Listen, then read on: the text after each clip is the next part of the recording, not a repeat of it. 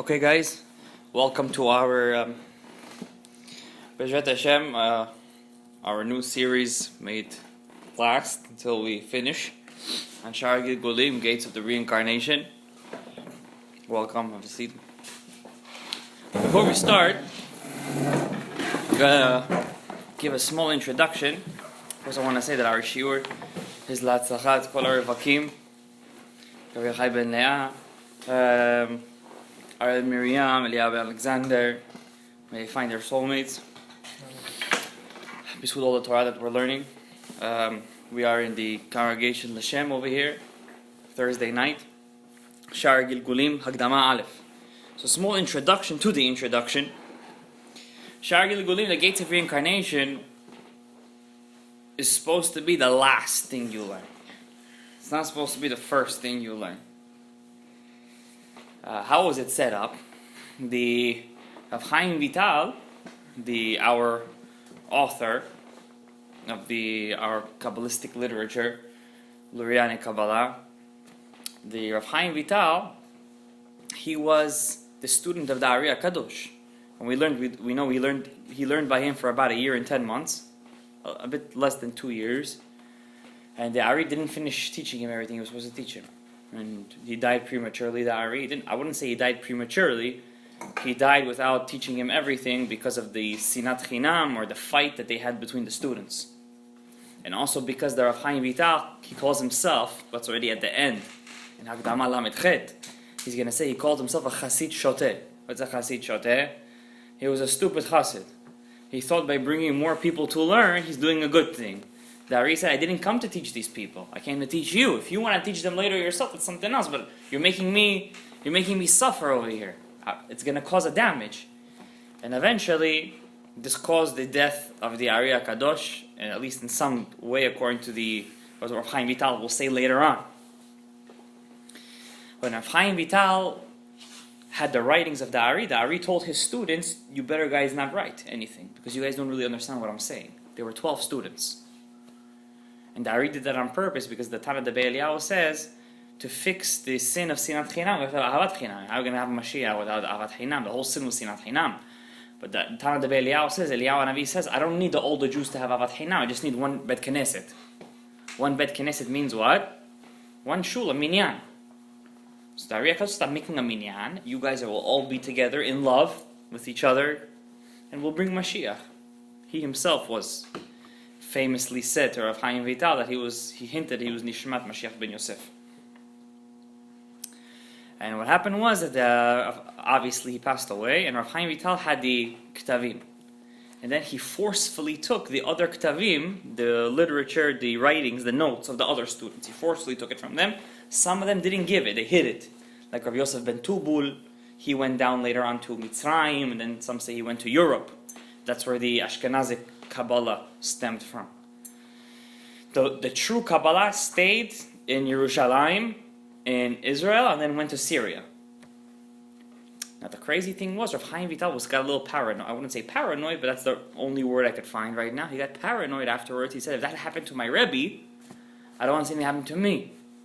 So he decided not to teach this stuff in public. He had his group of students. He would give shiurim, like, how people give today, like little shiurim here and there, stuff like that, but to actually teach to a big group of people, he wouldn't do that. He was scared. One day, he got very sick, and he had a brother, Moshe, who Sha'ar Hagilgulim says was on a higher level than him, but because of something he did in the last Gilgul, caused him to be on a less level than him now. So one person gave him money. His name was Yehoshua, Rabbi Yehoshua. He says to him, please, give me, while your brother is sick, take all the notes out of the vault. I'm gonna take, I think it was 300 or 400 sofrim, and each one is gonna copy a page. And that's what they did. But because they were copying so fast, they made mistakes. From here comes all the mistakes that we have in the text. Because the original text has no mistakes. This was his personal notes from the Ari Kadosh. But because he didn't want to give it out to people, so they had to, while he was sick, they started writing, and then they were afraid he's going to wake up from his bed, from the hospital any day. From there came, and then all these texts went to Europe, here, there, and out of that came out all the Shibushim and Kabbalah. Then, when Rav Chaim Vital passed away, Rav Shmuel Vital decided to print his father's notes, the original ones. And he called them the Shmona Sha'arim, the 8 gates. Sha'ar Hagilgulim is the 8th gate. You guys understand what I'm saying? Why is it the 8th gate? If you read the Hagdama of the Etz Chaim of Rav Chaim Vital, if you guys get till the end, you will say Rav Chaim Vital says the whole point of this limud, one of the goals, if not the main goal, is to find out who you are. You have, and this is his lashon, Efo ata ne'echaz be'adam ha'elyon, where you're holding in the eternal Adam in Shamayim, the Shi'ur Koma, known as the Esor Sefirot. Either it's Atzilut, the Bria, Yitzra, Asiyah. You have to know where you're holding. If you didn't get to that level, you still haven't reached the goal. Therefore, he placed Sha'ar Hagilgulim at the end, because if you already went through Etz Hayim, Sha'ar Mitzvot, Sha'ar Pesukim, Sha'ar Ruach HaKodesh, suddenly you get a Sha'ar Hagilgulim, you already have to be Maleh v'Gadush b'Chokhmah. You understand what I'm saying? You have to be already holding on a very high level.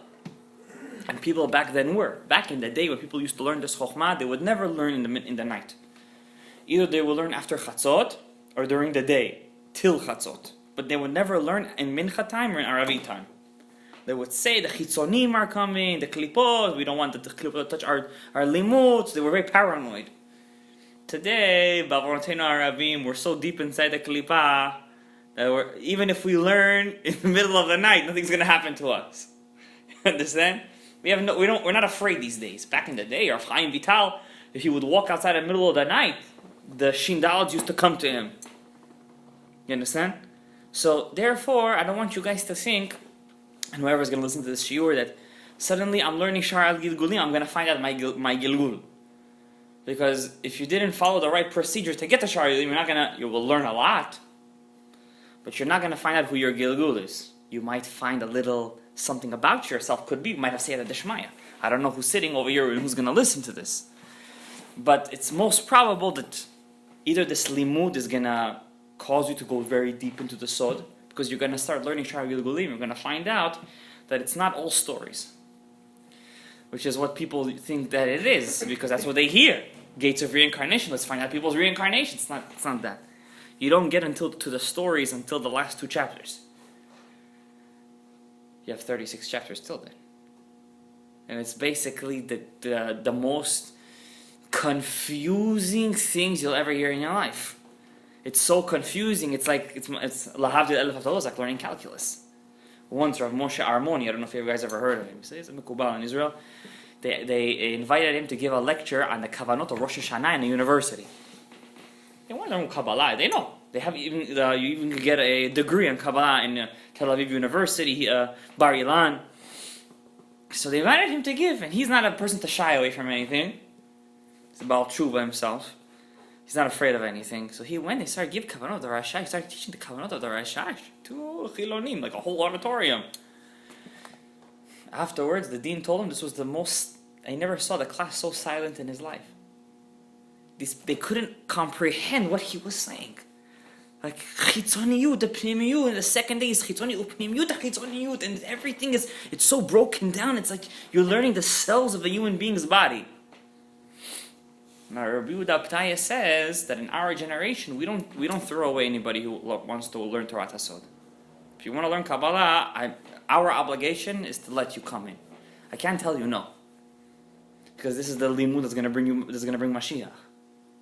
As Rabbi Shimon Bar Yochai said very famously, "B'chai chibura yifrekun Yisrael migaluta b'rachamein." With this limud, the Jews will leave the galut with mercy.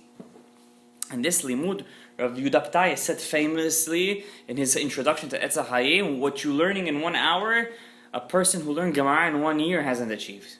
With the birur nitzot that you're doing in 1 hour, it's unbelievable. This limud is that because you're the closest you're getting to Hashem. It's a mystical part of the Torah. This is what's getting you closer to Hashem. It's impressive, and it's the mass of nitzotzot that you're being mevarer at the moment that you're learning Kabbalah is unbelievable. And when you're learning with the Chabura, it's even more. You're picking up thousands and thousands of nitzotzot. It's unbelievable. There's a danger to the person who's coming to learn. What's the danger? Not something's going to happen to him, chas v'shalom. We're not living in those kind of generations. We are the last nitzotzot, last nishamot. We've been inside the klipa for thousands of years. So what happens? If you're worthy of learning this, you're going to keep on coming. How do you know you're not worthy? You're going to give up. That's the sign that you're not worthy. Because the words of Rabbi Abtaya, and he said himself on himself, Rabbi Abtaya, when he was in his 20s, he was learning Etz Chaim, and then he dropped it. I don't know where he just dropped it. I don't want to learn it. I want to learn Halakha, Gemara. It wasn't until much later, till it was like in his 40s, he decided to learn again. That's when it really opened up for him. So it's not so simple. It doesn't mean that you're a bad person. It just means you're not ready yet. Okay, but this limud, we had a shiur over here, the Torah is alive. Remember that shiur? So if the Torah is alive, this part of the Torah is like super alive. It will actually spit you out. I remember the first time I tried to teach this limud, it was 2 years ago, I think, in Rabbi Ofer's shul. We had a small chabura, also 5-6 guys. By the time I got to Sha'ar Hagilgulim, I was left with one person.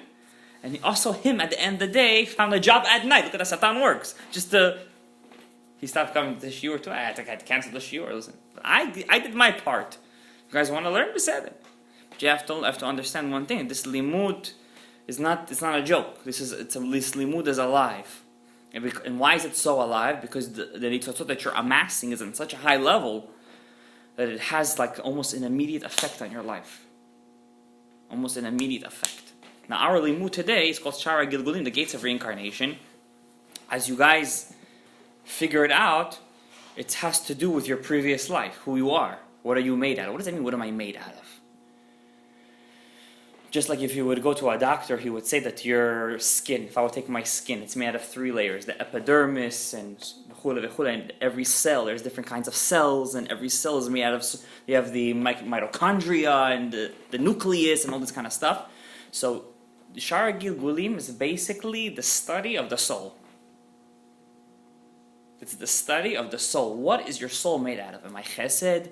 Am I gvura? Am I tiferet? Am I netzach? I need to know who I am. Because until I don't know who I really am, I don't have the right direction in my life. For example, Aharon HaKohen, he might have been a Kohen, but do you know he was originally supposed to be a Levi?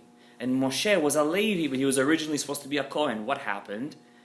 If you would learn Otzrot Chaim, which is one of the first Sha'arim, their souls, when they came out, they made a switch. Because they were coming out at a slant. So Moshe started off at the right, and he ended up where? As a Levi. And Aharon started as a Levi, and where did he end up? As a Kohen. You understand? So knowing how your neshama is made will cause you to know what your goal is in life. Once you know what your goal is in life, that's it. End of story. You know what to do. But obviously, to get to know that, you really have to be holding, right? You have to be holding on. You have to be like on border Ruach HaKodesh, border. And Zat Hashem, we're going to learn about it. Now, the Perush on Sha'ar Hagilgulim, there's only one Perush. This is the most famous Perush. All the other Perushim is based on this Perush called Bnei Aharon, Rabbi Shimon Agassi. His Yortzeit is coming up. He passed away the day before Tisha B'Av. He was such a big tzaddik. He said he was an Nitzotz of Moshe Rabbeinu. Even the Ben Ish Chai, he was an equal of the Ben Ish Chai. He was very humble. He had a stuttering problem, just like Moshe Rabbeinu. The Ari says in Sefer Hagilgulim, the last Mashiach will be Moshe, and Moshe will have a stuttering problem. So he had 3 sons.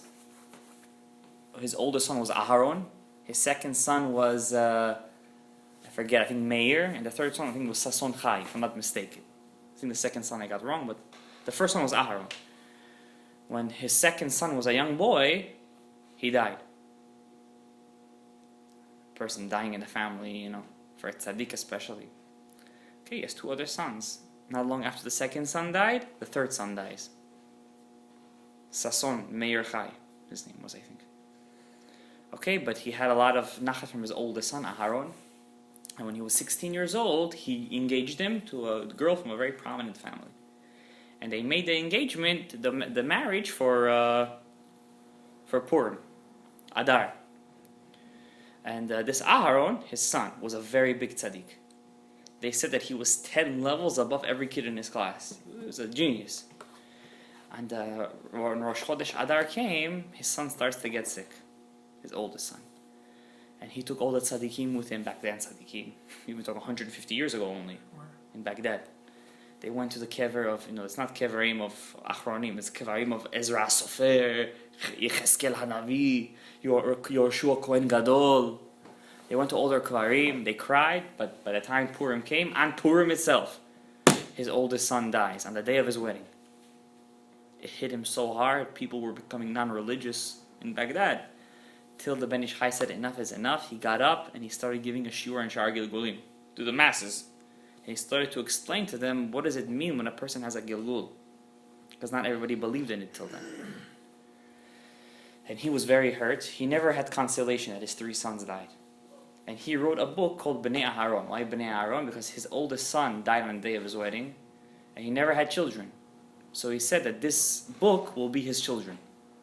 Because the tzaddikim who never have kids, their chidushim and their talmidim, they're their children. So our primary perush will be the Bnei Aharon. And the Mekubalim say that if he would have written a perush on all the Etz HaChaim, they would have dropped all the other perushim and just learned his. He has such a clear clarity. It's unbelievable. The Sha'ar Hagilgulim starts at the top, at the beginning. At the moment a person is born. Let's look inside, everybody. Hagdama Aleph. Now the Sha'ar Hagilgulim is such a deep book. It doesn't have chapters. There's no prakim. It's Hagdamot. What's Hagdamot? Introductions. Because the more he reveals, the more questions you have. Okay, so there's 38, 37 Hagdamot, introductions. They're called introductions. Because the full book he never got from the Ari. He never got the full thing. Okay? So it's a very deep limud. So B'ezrat Hashem naseh v'natzliach. ונתחיל, he says, and we will begin, מה שכתב חז"ל, what the Chazal wrote in the Midrash Bereshit Rabbah, כ5 שמות יש לנפש, there are 5 names to the nefesh. Okay, so sometimes we call our soul nefesh in a general way, sometimes we call it neshama, but we never call our souls, for example, ruach. We'll never call them ruach or chaya or yechida, either nefesh or neshama. That's like the general name, it's like your last name. But this nefesh, he says, has 5 names. And they're 5 distinct names, and they're 5 parts separate from one another. V'zeh sidram, this is their order. Mimata lemala, from below, from the last level, that means from the lowest level to the top. The lowest level of your neshama, of your soul, of your nefesh, is the nefesh. Your nefesh is the lowest level. That means everybody, he's going to write in a couple of sentences, you're born with a nefesh. Okay, it's the lowest level. It's not so far from what a goy is born from. A goy is born with a nefesh behemit, okay, from the klipa. We're born with a nefesh de kedusha. Okay, it's like a thin line separating the two. Okay, because the nefesh, we're going to learn later on, is very deep inside the klipa.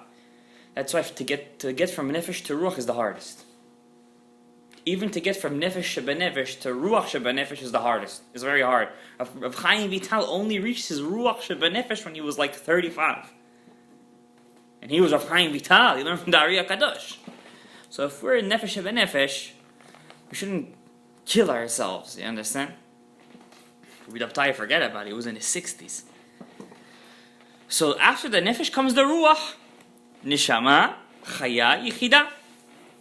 Those are the 5 names of your soul. And they're 5 distinct levels. That means they have nothing to do with one another. So it's not like one person with 5 parts. It's 5 people. Okay? So I don't want you to think that you have one soul and it's split into 5 parts. No, you have 5 souls. And altogether, they make an organism called the neshama or the nefesh. We call it bichlalut in general. But it's really 5 chalukim. Rav Shimon Agatzi called them 5 chalukim. It's 5 distinct parts. Okay? Ve'en safek, and there is no doubt, ki lo nofel kriyat hashemot haniskar b'mikra bizdam, and there is, so the Rav Chaim Vital wants to tell us right at the start of the bat, it's not a coincidence that the Ari called them these names. Now the Ari, Rabbi Shimon Bar Yochai, which he learned from Eliyahu and Avin, from all the neshamot that came to teach him. These names have a reason to them. There's no coincidence in Judaism. I mean, even our names, they say our parents had Ruach HaKodesh when they named us. It means, imagine that our actual souls have a specific name. Okay? Amnam, however, you should know, ki Adam atzmo, the man himself, who are ruchaniyut asher betoch haguf. You're not your body. You should know that you are the spirituality inside your body. It means whatever is making your body move, that is what's you. You're not your body. Big tzaddikim, they would never look at themselves in the mirror. I want to say a funny story with the Chazon Ish. He was once in a hotel for this convention. He gets off the elevator, and he sees some rabbi. And he starts to shudder. He says, "Who's this big rabbi I just saw?" So the Talmid says, "That's you. You're looking at yourself in the mirror." He never looked at himself in the mirror. Chazon Ish. Because our body is just a body. Okay? We are our souls. Okay, it's a very important thing to know. I tell this to my students that I learn Osrat Chaim with. That the soul of the biggest Rasha is on a bigger level, according to the Ari Kadosh, than the body of the biggest Tzaddik. Do you understand what I just said? That's the rule in Kabbalah, because your soul is Ruchaniyut. No matter what you do to it, it's Ruchaniyut. And your body is just, it's earth. It's Gashmiyut, Shebetoch Gashmiyut. It's the most materialistic thing you can get. It's earth. Okay? So the soul of the biggest Rasha, the Nefesh Shebenefesh of a Rasha, is on a higher level than the Tzaddik when he passes away at the age of 120. Even he was Mikadesh Oto, Betoch HaKiddush. Nefesh is still a Nefesh. Neshama is still a Neshama. So the Ari HaKadosh can take. So you are the Rachaniyut Shebetoch HaGuf. VaHaguf hu levush ha'adam. The Rachaniyut, the guf is just in certain levush, in certain kind of clothing. Ve'einenu adam atzmo. It's not you. You are not your body. Your body is not you. You are the soul inside your body. Como shekatuv in Sefer Shemot, Perek Lamed, Pasuk Lamed Bet, al basar adam lo yisach. And Zohar Bereshit, so in the Zohar Bereshit gives a drush on this pasuk, al basar adam lo yisach. It teaches us that the basar adam is not really the adam. It's rather the inside, that whatever inside the adam. Okay, it's not. It's just a drasha. Venoda should be known. Ki adam mikasher kol dalet olamot abiyah. So now that he explained to you what the 5 parts of your soul is, now what does that have to do? Now obviously all you guys came to the shiur, you guys obviously know what the dalet olamot abiyah is. There's supposed to be 5. Correct. Just like there's 5 parts in the neshama, there's supposed to be 5 parts of your soul, and there is 5 parts to the soul. The 5 parts of the soul correspond to the 5 olamot, but we're only allowed to speak about 4 of them. Atzilut, which is keneged the chaya. Biri'ah, which is keneged the neshama. Ruach, which is keneged yitzira, and nefesh, which is keneged asiyah. Ak, which is the 5th olam, is keneged the yichida, the crown. No human being has ever reached yichida. Not even Moshe. Moshe reached chaya of Atzilut, but he never reached Yichida. Mashiach will be his chidush. He will reach Yichida. That will be Mashiach, hopefully speedily in our days.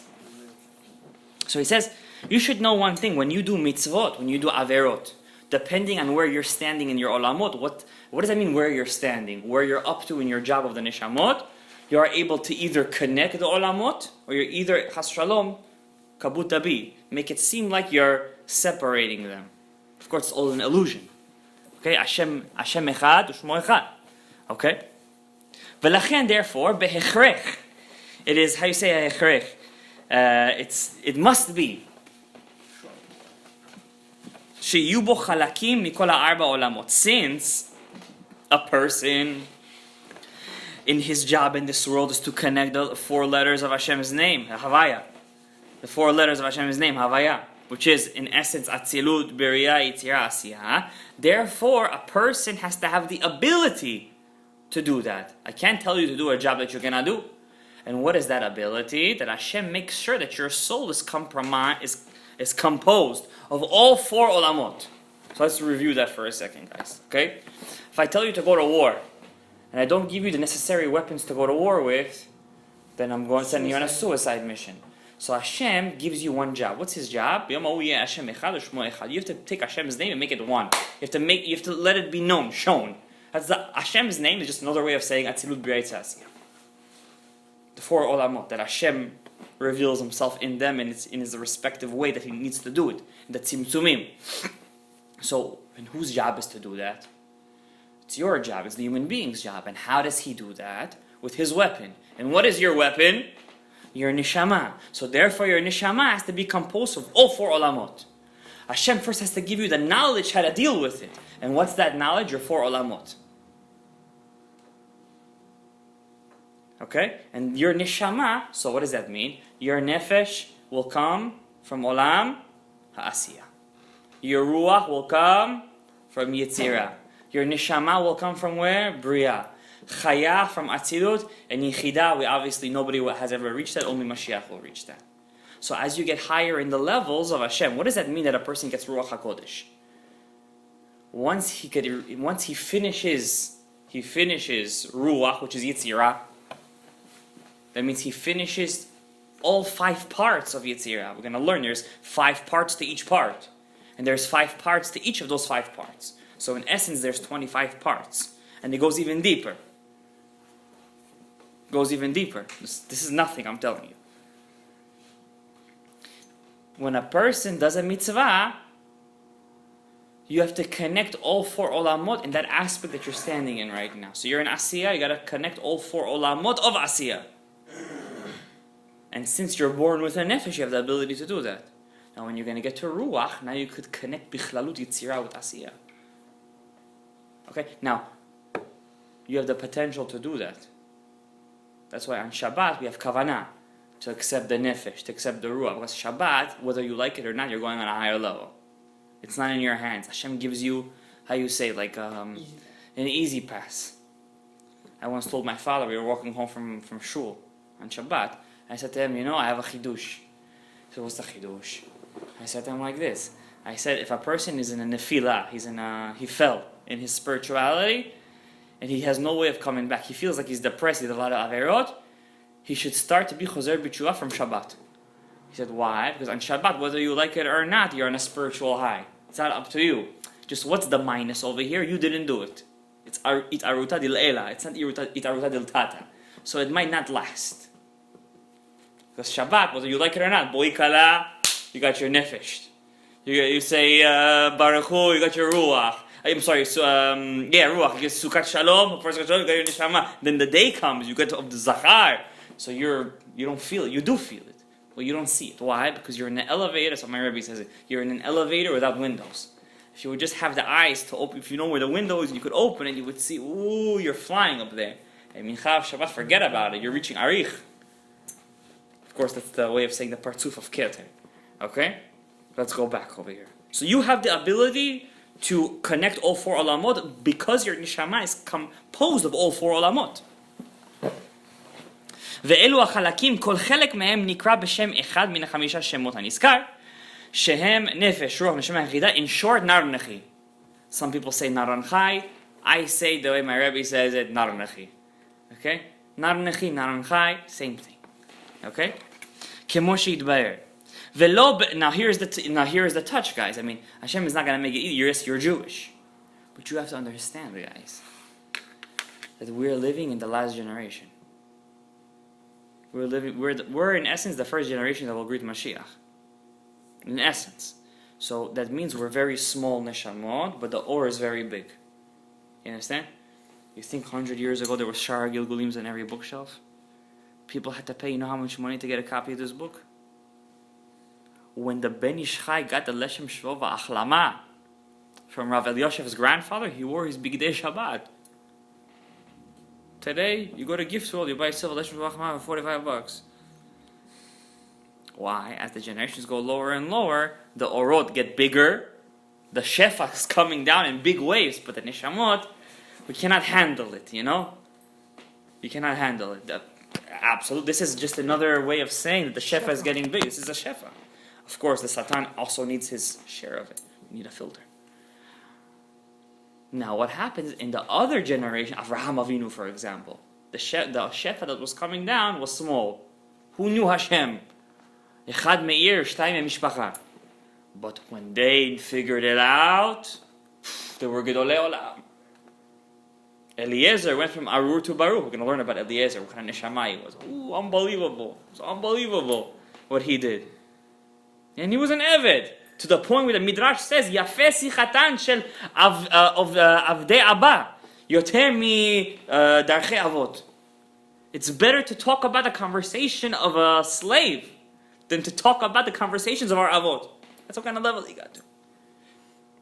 However, we have to use the shefa. If once you understand the shefa is really big right now, then you can go on very big heights. And that's what the Sha'ar Hagilgulim is trying to open up to you. It's trying to open to you a gate. Now this gate is trying to help you understand who you are. You understand? If all your life you're doing chesed, when really your whole goal, your neshama is made of givurot, that means you're doing the wrong thing your whole life. You're doing mitzvot, but that's not who you are. You're not fulfilling. If you're supposed to be a lawyer and you really went to medical school, what does that mean? You messed up big time. That's exactly what happens over here. That's why we're learning Sha'ar Hagilgulim. We got to know what is our ye'ud, what is our koach in life. Listen, everything is. I'm not trying to say, okay. Now here's the kicker. The Ari says, don't think you're going to get this fast. You're not going to get this fast. It's going to take a long time. It's going to take a long time to get there. Velo berega echad. It's not going to happen in 1 second. Zoche lakachat kulam.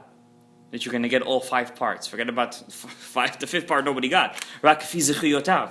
Only according to your merits. ובתחילת נוטל חלק אחד הגרוע שבכולם. First, you're born with, he calls it garua. You know what the word garua means? The worst. It's the worst part, because it really is. I mean, it's kedusha. But since it's like the second you take gold out of the earth, it doesn't look like gold. What does it look like? It looks like any other rock. It's dirty, it's ugly. It takes a long time to fix it. So it's called garua, it's the worst. שבכולם and all of them. והוא הנקרא nefesh. It's called a nefesh.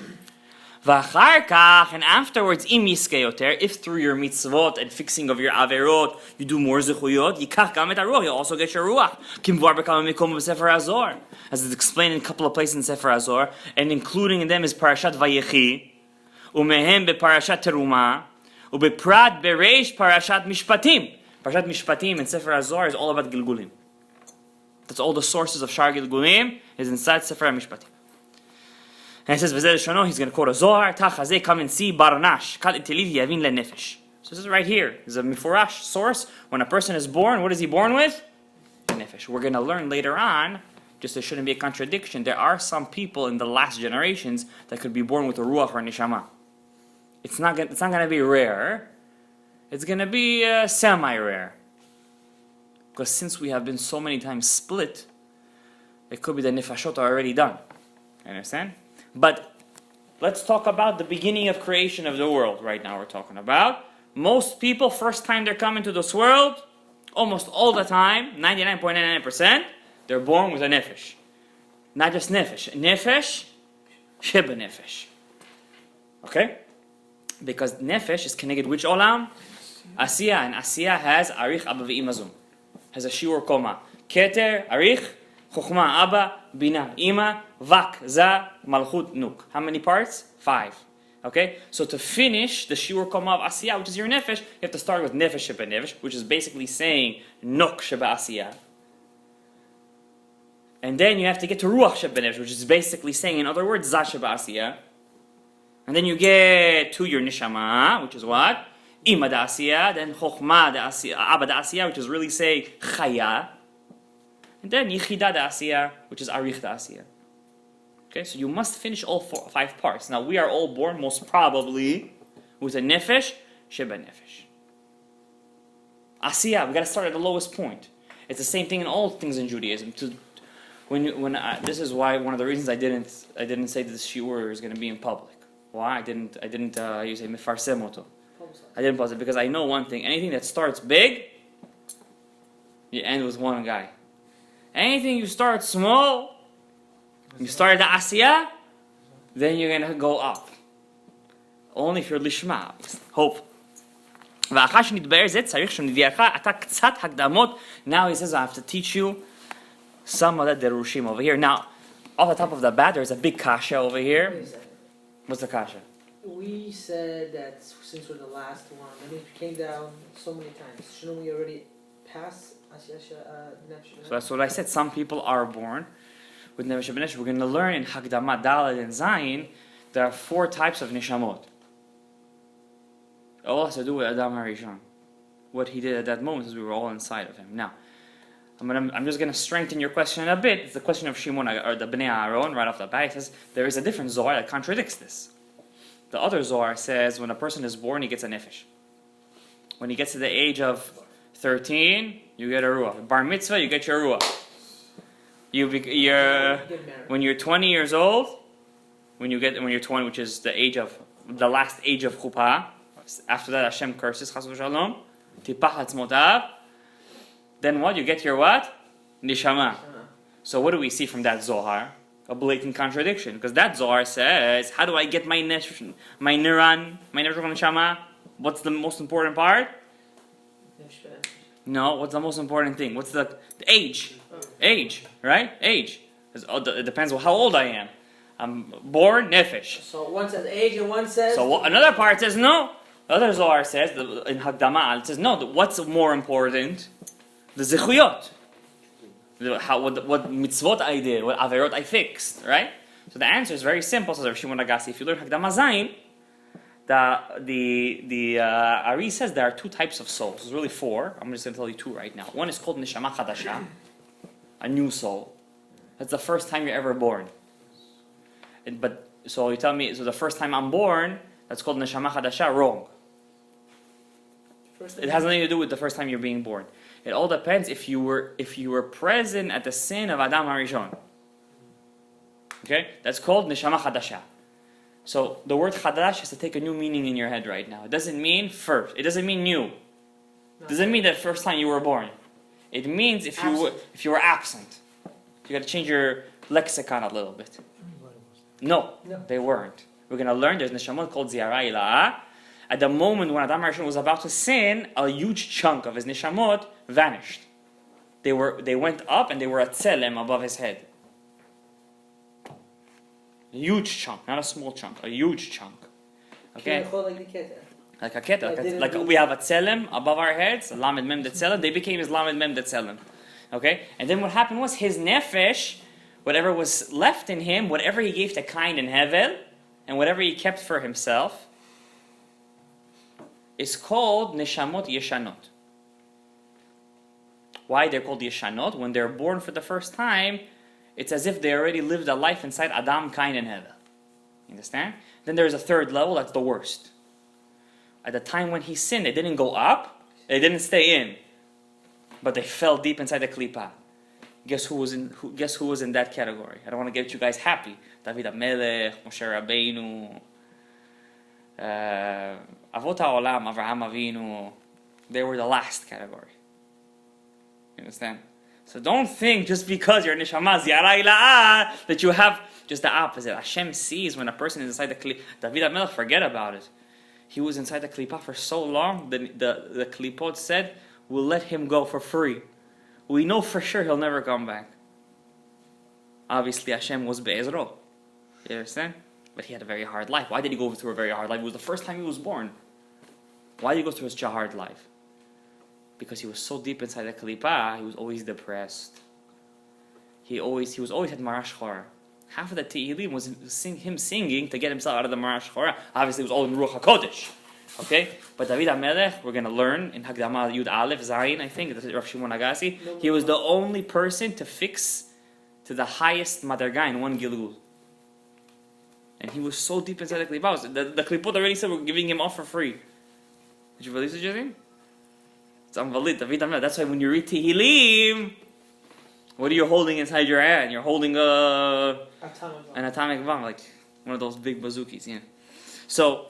So when a person is a neshama chadasha, what does that mean chadasha? He wasn't present in the sin of Adam HaRishon, and he's born with a nefesh, he's 13 years old, he gets a ruach. That's his plus. You understand? He gets a ruach, he's 20, he gets his neshama. He doesn't need to work so hard. Sounds easy though. But he could lose it too, if he messes up. Like who? Yeravam ben Nevat. Yeravam ben Nevat. I don't want to make it too interesting for you guys, because you have to understand that it's not as interesting. There's a lot of mechanics behind it. Yeravam ben Nevat. If you don't say bracha, chona chaver hu leish mashchit. Who's that? Yeravam ben Nevat. You know who he was? All of Chachmei Yisrael in his generation was next to him. Ki isbea sadeh. You know what isbea sadeh is? The grass of the field. He was used to darshan. It's a Sanhedrin. Kol Yisrael, Perek Yud Aleph. He used to darshan Torat Kohanim. I think 74 different ways. 70 different ways. It's a genius. Hashem comes to him. He says to him, Let's me and you. His Rebbe was the Rebbe of Eliyahu Hanavi.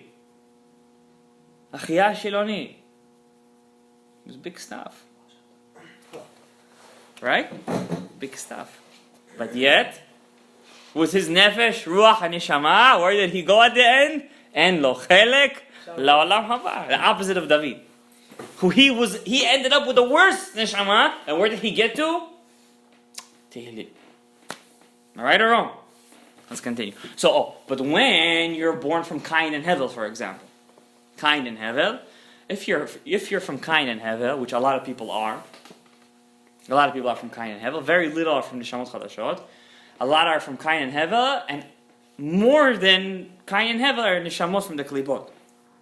That's why if you see an Ama'aret, you shouldn't feel bad. Why is he doing Aferot? Basically, once you're going to finish with Sha'ar Hagilgulim, you're going to have a totally different look at Chilonim. You're not going to be angry at them anymore. Because you're going to feel like this is they're not, it's not their fault. It's just their nishamot were so deep inside the klipa that it's like they're not meant to be so big in a way. So what's the point of them coming here? But they don't know. They don't know. Am I right or wrong? There was one guy, Rav Nissim Peretz, if you guys remember who he is. He was a big Mikubal in Bnei Brak. You should Google him once in YouTube. Rav Nissim, the one who passed away 2-3 years ago, Rav Nissim Peretz. More, 4 years ago. 4 or 5 years ago. So, Rav Nissim Peretz, he had the Ruach HaKodesh. I wouldn't say it was like David HaMelech, but he had some kind of sort of Nevuah or Ruach HaKodesh, however you want to call it. Once he was driving past a construction site, and he sees a construction worker, a Chiloni. So he tells him, Blue, you want to come join a shiur on Kabbalah? He would go a step further. He would actually invite people. Half of Williamsburg, they learn Kabbalah because of him. You know, that's how.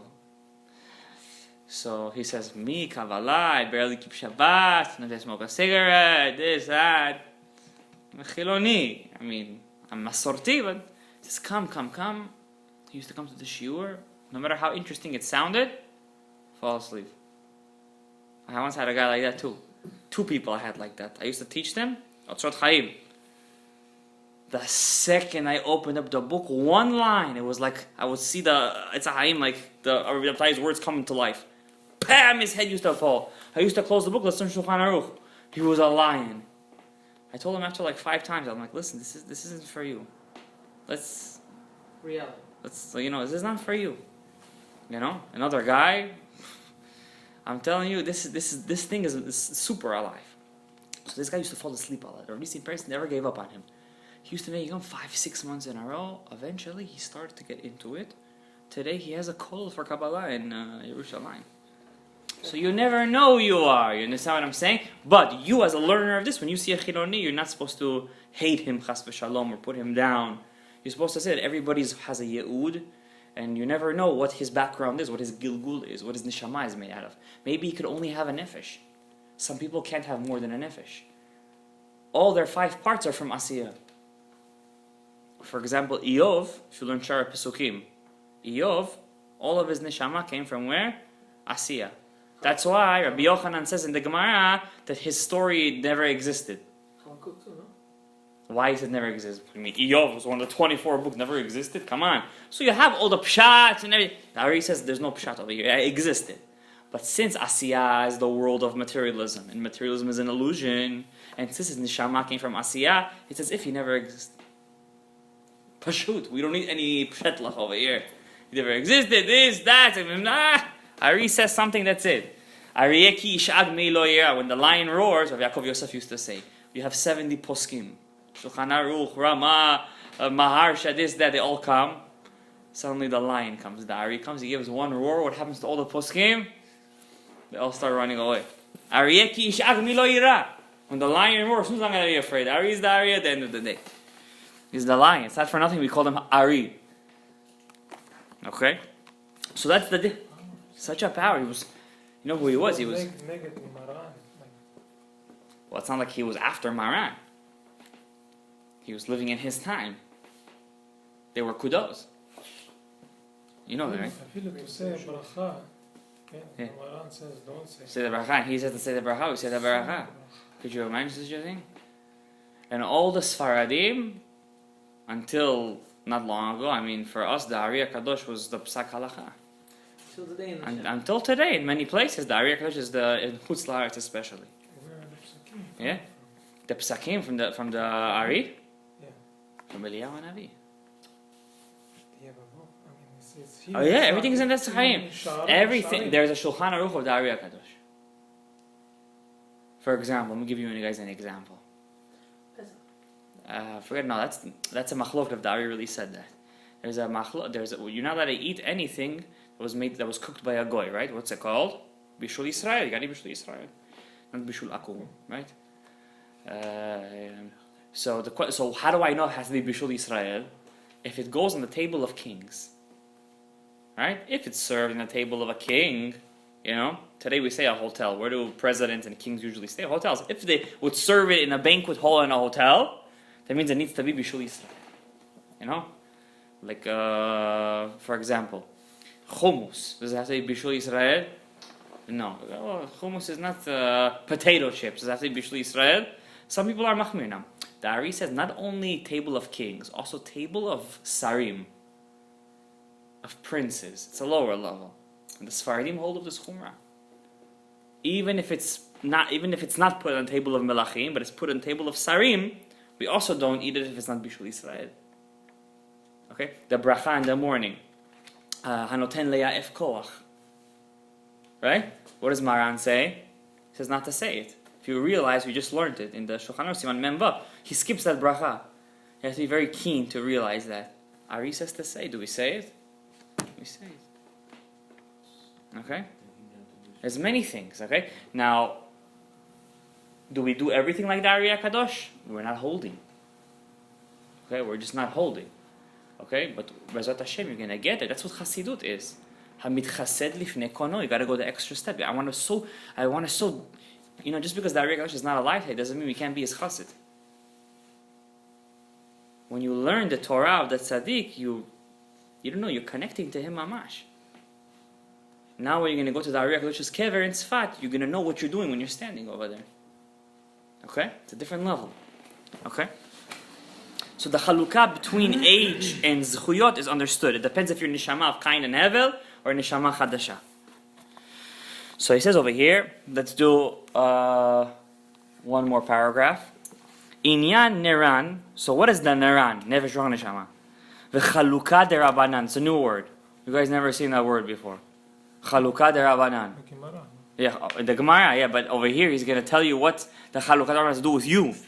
Nidbaer inyanam be'orach b'sha'ar daled sha'ar pesukim. If you want to know exactly how the Nefesh ruach neshama and the Chalukah Rabbanan works inside your body, you have to learn the 4th chapter in Sha'ar Pesukim, because you have to come over here already knowing this. In the Pasuk, Ume'il Katan Ta'aseh lo imo. And also in the Halachot of Avelut in Sha'ar HaMitzvot. It's also very important to learn that, Parashat Vayechi. Now just in short, basically your neshama is made out of, you have a neshama. You have the Nar Nechi, Nefesh ruach neshama. And on the top of the Nar Nechi, you have a lavush. You have your neshama. Elokai neshama shenatata bi tehora. No matter how many averot you do, you'll never hurt it. It's tahor. So the tzelem is for the neshama and the chalukah derabanan. No. The tzelem, you're already getting too deep what the tzelem is. You have a neshama. You have a Nar Nechi. Never neshama has the highest level. Ta'amim. No, ta'amim. And now, the neshama, when it goes inside your body, it's fire. If it goes straight inside your body can't exist. So God created a clothing to the soul. That's called chalukah derabanan. That's what you're fixing. That's what you're making. When you do averot, you're hurting the chalukah. When you're doing mitzvot and you're doing teshuvah, you're fixing the chalukah. And where do you get that from? From your parents. So the conception time is very important. Conception time is very important. It's spiritual. Chalukah derabanan. Yes. It's not the body. Nah, has nothing to do. Your goof is the last lavush. It's the kli already. It's the vessel. Chalukah derabanan is something spiritual. Semi-spiritual. The chalukah derabanan. Well, it's obviously less spiritual than the Nar Nachi. The Nar Nachi is totally, It's connected to the body of some sort. yeah, it's connected to the body, yeah. One side's When a person passes away, that's part of the Chalot Arban. The small part always stays on the kever, right? Okay, we're going to end over here. Laila Tov. Questions, go ahead. What is Klipat Noga? Where does it come We have very far to do till we get to Klipat Noga, Adoni. It's You not- understand? The Balatanya wrote but the Klipat Noga, you know, if you read the Balatanya, if you read his sources over there, yeah, it's a Hayim Sha'ar it's a Hayim Perik Chaf over there, it's a Hayim this, it's a Hayim that. Yeah, till we get to Klipat Noga, that's going to be in chapter Dalet and stuff like that, okay? We'll get there, B'ezrat Hashem, but let's end with a Kedusha. May Hashem bless us with bracha, hatzlacha, yeshuot gdol v'chol zmei meitav. May this tefillah be la hatzlachatenu, baruch Adonai le'olam. Amen ve'amen.